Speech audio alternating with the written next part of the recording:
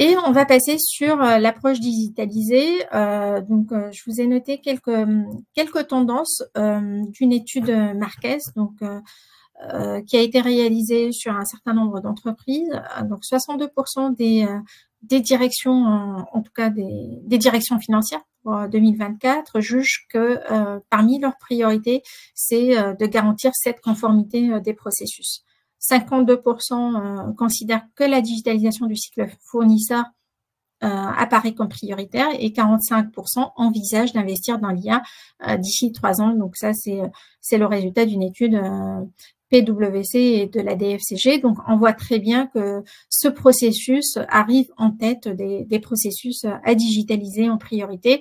Il y a un effet réglementation en effet, mais il y a aussi cette prise de conscience que c'est un processus qui devient quand même assez lourd à gérer dans les entreprises.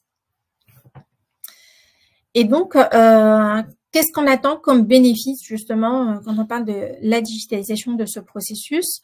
Cette digitalisation, elle va non seulement nous permettre de répondre à la réglementation 2026 qu'on abordera dans les slides suivantes, mais à celle qui s'applique déjà aujourd'hui et que j'ai évoquée rapidement, qui est la loi LME sur les délais de paiement et dans l'objectif que vous connaissez tous, et de structurer, de fixer le cadre du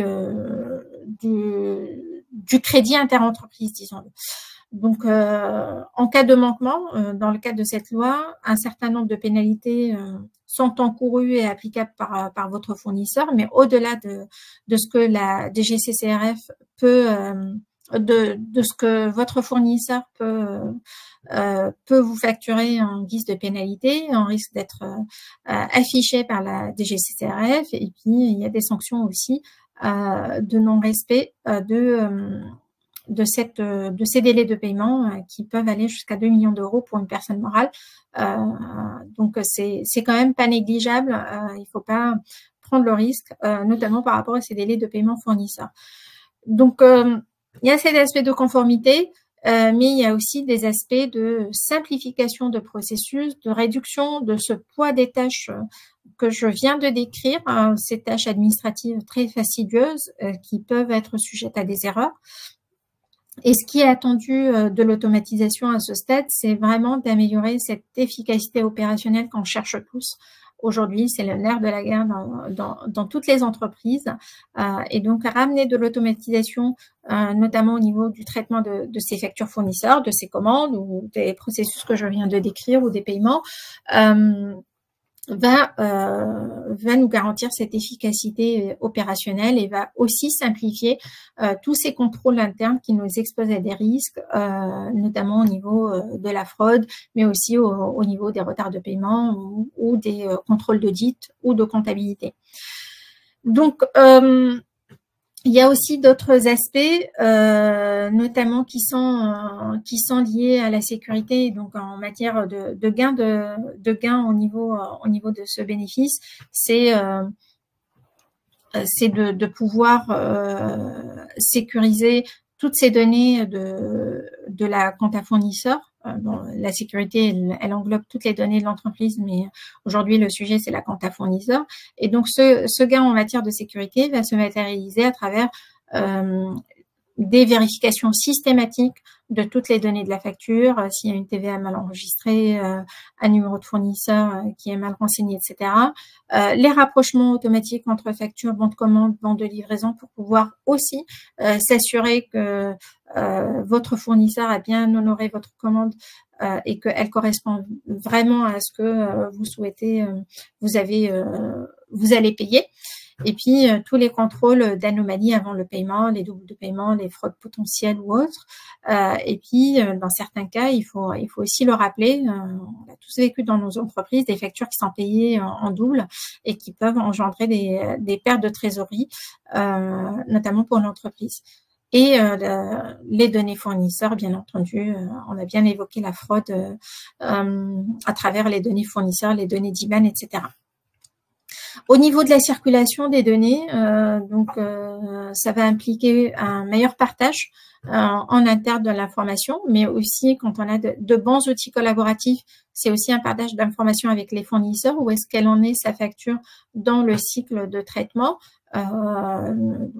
si elle a été payée, s'il y a un rejet, si elle est en litige, mais aussi de pouvoir communiquer de manière très agile, être réactif face à toute problématique qui peut intervenir sur la facture. Il y a aussi un aspect de fiabilisation des données et au niveau notamment de la réécriture des données comptables, mais aussi tous les aspects d'accélération des traitements, des paiements et de l'analyse de données. Et donc, ça va permettre aussi de mettre en place tous les indicateurs fiables et de pouvoir les partager en interne à tous les niveaux. Justement, on parle beaucoup de culture cash et je pense que c'est une bonne manière, quand on partage certains KPI, de sensibiliser les collaborateurs en interne à cette culture cash.